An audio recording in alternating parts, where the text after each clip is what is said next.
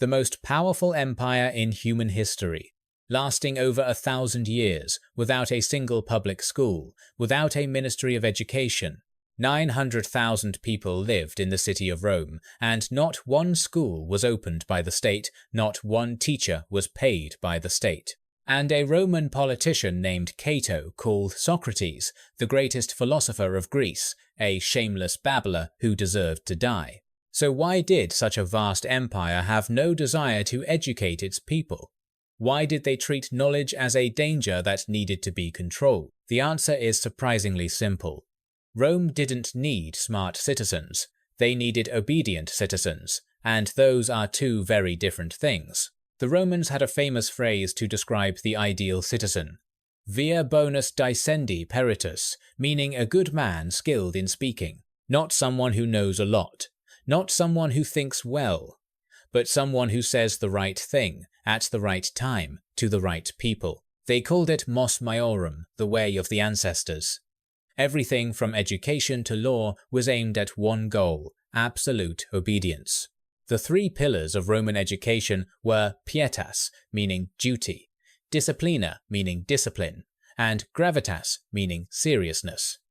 There was no room for curiosity. These three pillars didn't teach people what to think.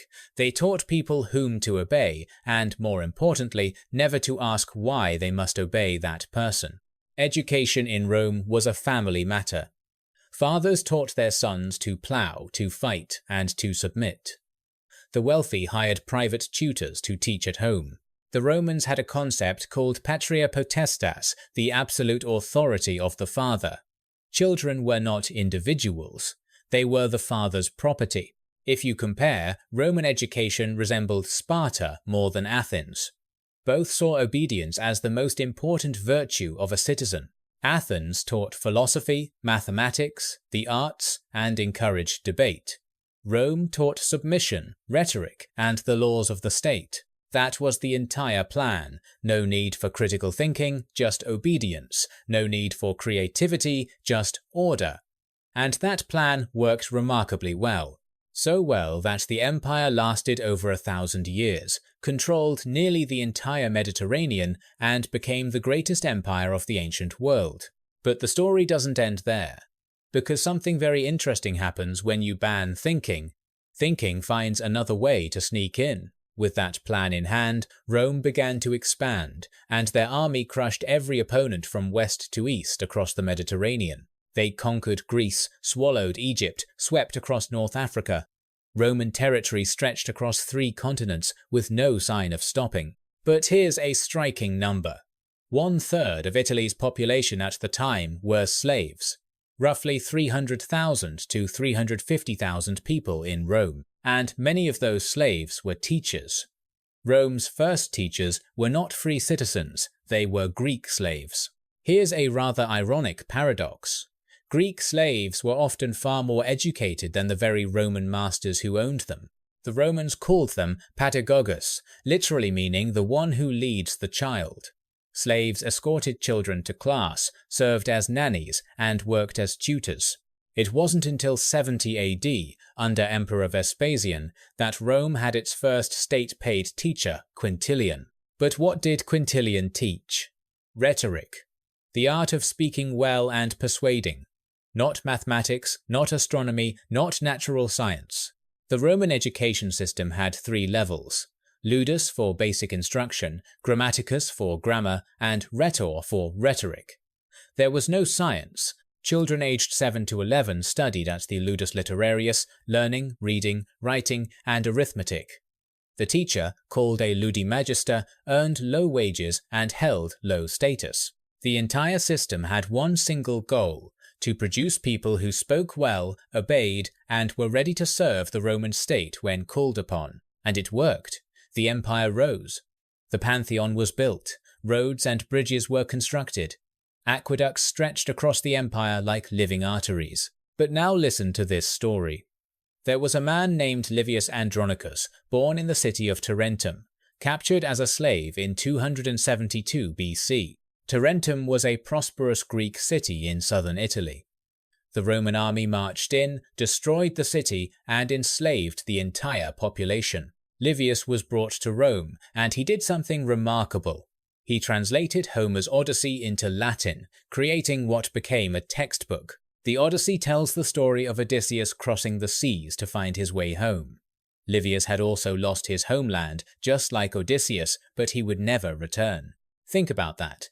A slave sat teaching his enslavers how to read and write, using the very work that told the story of his own longing for home. Eventually, Livius was freed thanks to his talent.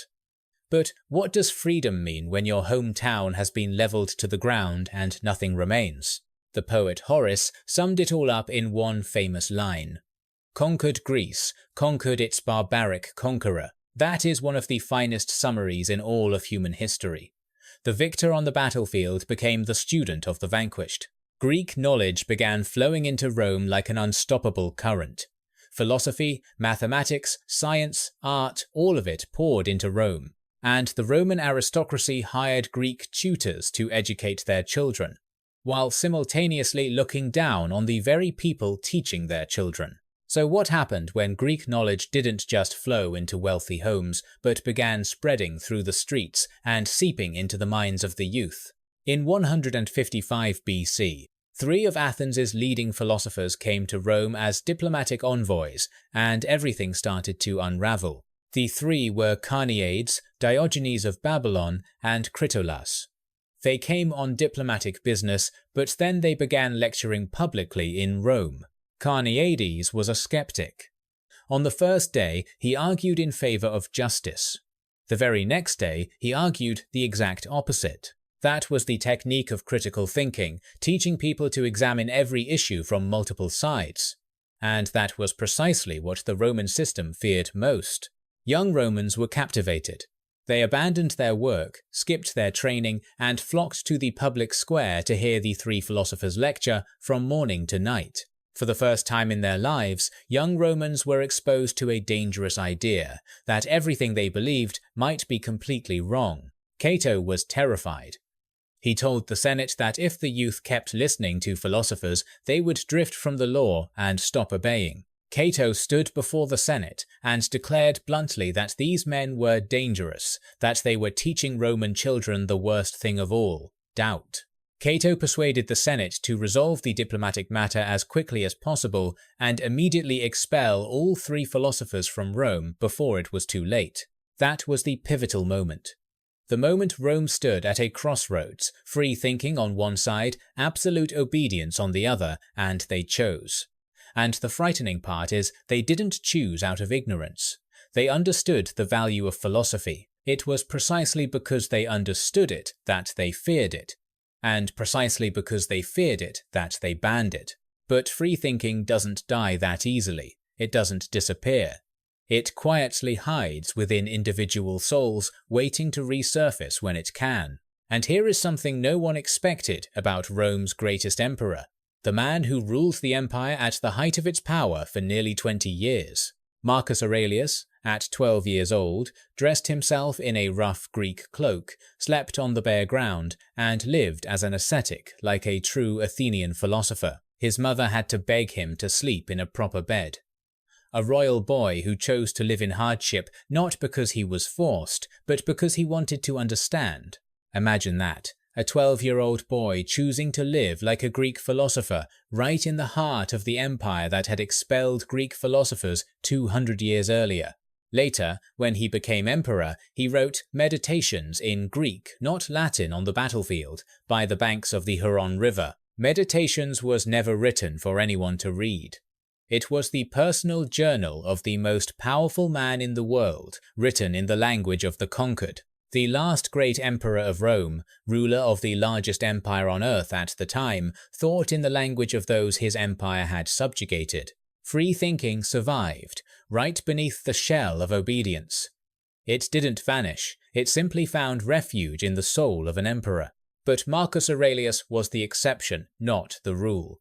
One individual can be free in his mind, but that cannot save an entire system. The proof: after Marcus Aurelius died, his son Commodus took the throne. No philosophy, no thinking, nothing but pure violence. The system had won. The exception passed away, the rule returned. and from that point on, the Roman Empire began paying the price for the choice made in that public square long ago, not a single new mathematical theorem. In over 1200 years of existence, the Roman Empire did not contribute a single mathematical discovery. Greece had Euclid, Archimedes, Pythagoras, Eratosthenes, dozens of minds that changed the world. Rome had its army, its roads, and not a single one. Not because Romans were less intelligent, but because their education system never taught anyone to think scientifically or to ask questions. And here's the irony. The Pantheon, the aqueducts, the roads, the sewer systems, all the achievements Rome boasted of were built on science. But that science came from Greece. Rome excelled at application, but not at invention. They built with existing formulas, but never created new ones. And their education system deliberately excluded science. Britannica writes that the spirit of independent research was entirely foreign to the Roman mind. In the most literal sense, the spirit of independent inquiry, asking your own questions, finding your own answers, was alien to the way Romans were raised. When old formulas were no longer enough to solve new problems, no one in the empire knew how to create new formulas, because no one had ever been taught how. And here's the most ironic part. Cato, the man who expelled the Greek philosophers, was himself fluent in Greek. He had taught himself from the historian Thucydides, yet that same Cato called the Greeks a corrupt race and forbade his own son from having any contact with Greek culture whatsoever. He benefited from Greek knowledge himself, but barred the next generation from accessing it.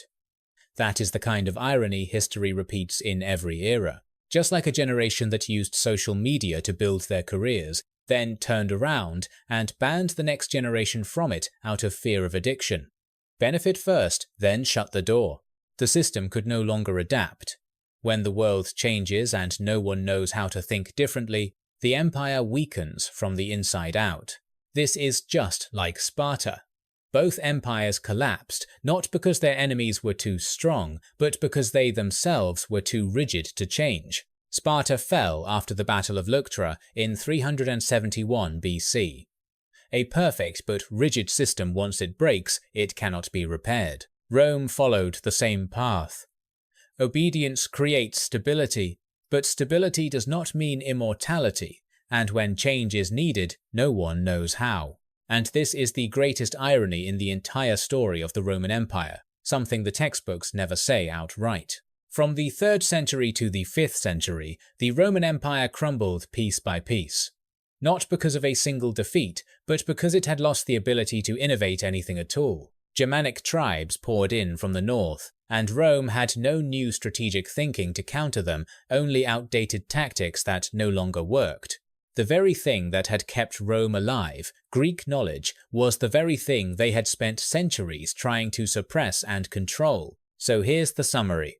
Rome designed an education system with one single purpose, to produce obedient citizens.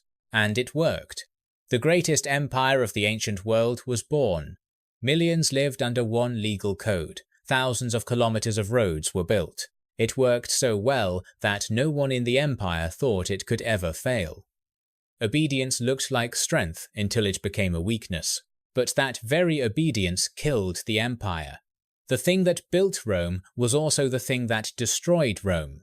That is the greatest paradox of this story. No one dared ask why, so no one knew what needed to change. No one dared to doubt, so no one saw the problem until it was too late. When the world outside changes, there are only two choices: adapt or collapse.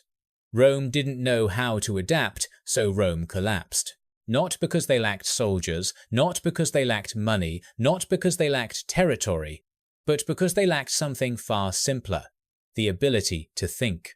And if you think this story belongs only to the past, think again, because many modern education systems also prioritize obedience and test scores. There are students at the top of their class who memorize every lesson from start to finish, who score the highest marks, yet don't dare raise their hand to ask the teacher why. Modern exams measure how much you can remember, not whether you can come up with something new. That is the biggest problem of all. The system produces followers. But the question is, Who will lead when the old road ends? And who will draw a new map when the old one has lost its value? The history of Rome is not just a lesson from the past, it is a warning to every education system that exists in the world today. But amid that collapse, Marcus Aurelius still sat writing meditations on the battlefield, and free thinking still lived on in the pages of his book. He is living proof that even within the most rigid system, even beneath the thickest shell of obedience, free thinking still finds a way to survive. The question is, what kind of people is our education system producing obedient citizens, or human beings who dare to ask new questions? Every classroom, every exam, every rule, every time you tell a child to sit still and obey, you are answering that question without even knowing it. Rome didn't need science classes, they needed obedience. And that is exactly why an empire that lasted over 1,000 years ultimately collapsed.